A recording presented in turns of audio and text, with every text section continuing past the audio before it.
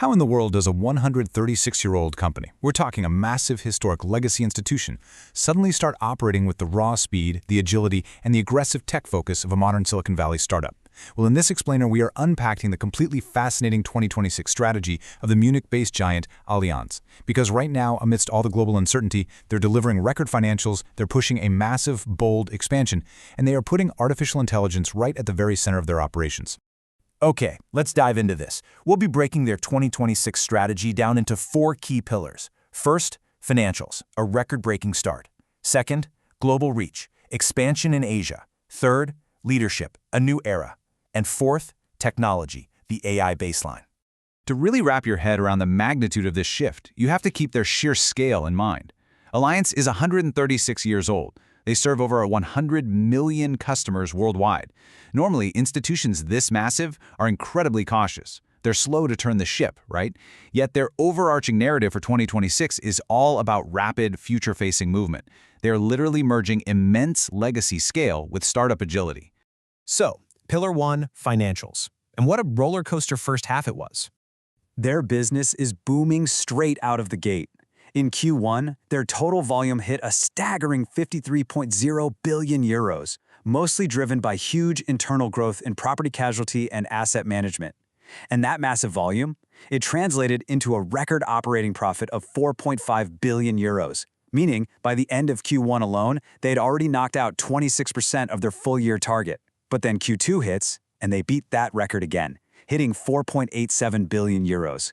That is an 11% jump that totally beat analyst estimates, and it contributed to a massive, record-breaking 9.4 billion euro first half overall.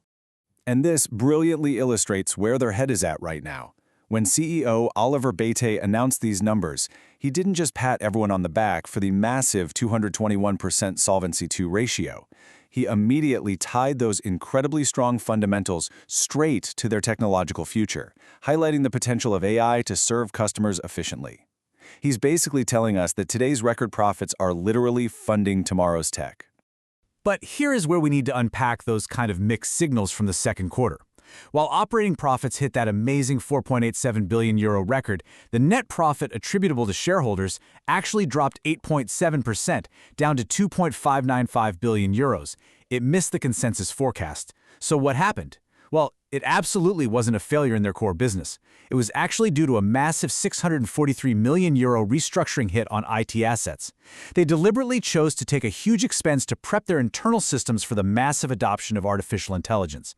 It's a classic short-term hit for a massive long-term strategic pivot. Before we leave the financials, we absolutely have to highlight their asset management division, because it was the undisputed standout performer in the first half of the year. Pimco, which is their bond management unit, pulled in an unbelievable 31.7 billion euros from external clients. Plus, Allianz Global Investors brought in another 7.6 billion euros in third-party inflows. And all these massive third-party inflows helped drive their core earnings per share up 17.5% to 16.44 euros for the first half of 2026. Basically, their financial foundation right now is rock solid. Moving on to Pillar 2, global reach, featuring a very bold expansion in Asia. Now, what's really fascinating about this is what they're doing with that massive war chest. Allianz is executing a super aggressive global expansion, and the sheer scale of their focus on Asia is staggering. 2 billion euros, or roughly 2.9 billion Singapore dollars. In July 2026, Allianz announced they were dropping this to acquire HSBC Life Singapore. And they aren't just buying current assets. They locked in a 15-year exclusive distribution partnership. So HSBC will be selling Allianz insurance policies across Singapore for a very long time. They're keeping all the employees, the deal closes in the first half of 2027, and they are firmly planting a massive flag in the region. But get this, they didn't even stop to take a breath. Just 2 weeks later, literally 2 weeks, they announced another rapid-fire deal.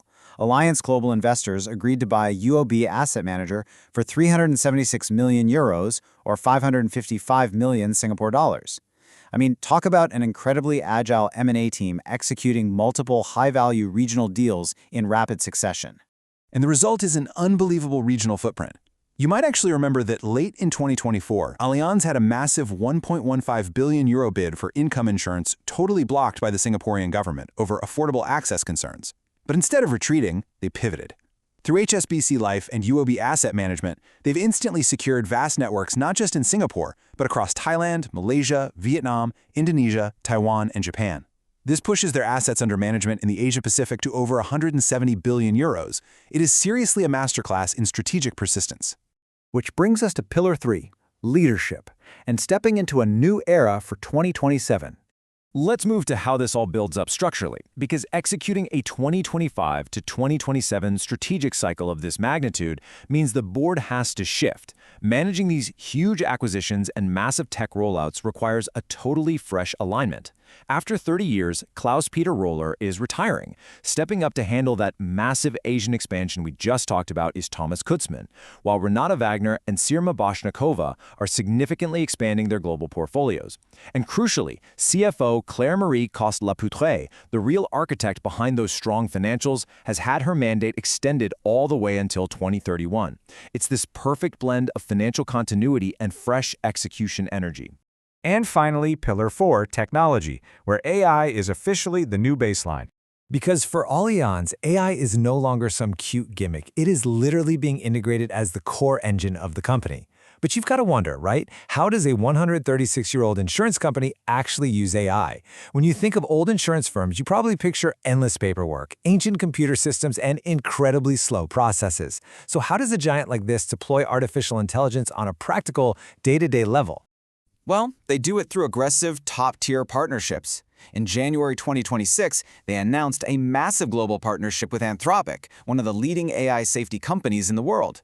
They are applying this cutting-edge tech across 3 core areas: empowering their workforce, automating operations using agentic AI, and navigating all that complex regulatory compliance. They've also rolled out an internal chatbot called Mia that acts as an assistant, actively helping their employees resolve customer inquiries with a speed they've never seen before. They are basically making customer support infinitely scalable. And here is exactly why this massive tech shift matters for you and me, the everyday person buying insurance. Board member Sirma Boshnikova spelled it out perfectly. She noted that AI makes support so much faster, adding, "Then we'll still be there for our customers on Sunday evenings even when no employees are working." It literally shifts insurance from a 9-to-5 bureaucracy into a 24/7 responsive safety net. So the crucial point here, and this is super important, is that this isn't just an IT software upgrade. Board member Renate Wagner offered this fascinating formula. She says 70% of this AI transformation is actually about people and processes, 20% is data, and only 10% is the actual tools themselves. Because you can buy the best AI in the world, but if you don't change the human culture and the everyday workflows to match it, it's completely useless. Now, they aren't completely blind to the dangers. Board member Thomas Sepp has actually been very vocal about the huge risks in this new landscape. He's actively warning about failing AI systems, the terrifying rise of fake emails and deepfake videos being used in social engineering attacks, and the classic trap of AI washing, which is just exaggerating what the tech can actually do. Allianz is a risk manager first and foremost. Remember that 643 million euro restructuring cost we talked about from Q2? That wasn't just to buy fancy software. That was the necessary investment to completely rebuild their IT infrastructure so they can deploy this AI safely and securely. And even with that massive upfront investment, their targets remain absolutely unshakable. Keep this number in mind, 17.4 billion euros. That is their full-year operating profit outlook for 2026, and they are remaining fully on track to hit it, give or take €1 billion. Their overall outlook is incredibly strong. Across the board, all segments are currently tracking ahead of the midpoints for their full-year profit outlook. Plus, they are returning massive value to shareholders. Their €2.5 billion share buyback program is well underway, and they've already completed €1.4 billion of that in just the first half of the year alone. This right here is the financial engine that makes their Asian expansion and their huge AI transformation possible. CFO Claire-Marie Coste-Lepoutre probably summarized it best. Pointing to the excellent results for the first half of the year and their sustained strong performance, she declared with complete confidence that all segments are successfully executing their strategic priorities, stating, "This puts us well on track for our 2026 ambitions." Allianz has proven something truly remarkable in 2026. Through record profits, incredibly bold acquisitions, proactive leadership changes, and a fearless embrace of AI, they've definitively shown that age absolutely does not have to dictate agility. Which leaves us with this provocative thought to ponder. If a 136-year-old insurance giant can successfully transform its entire operation to move with the speed and innovation of a modern tech startup, which global legacy industry is going to be disrupted next? Thanks for joining this explainer, and keep learning.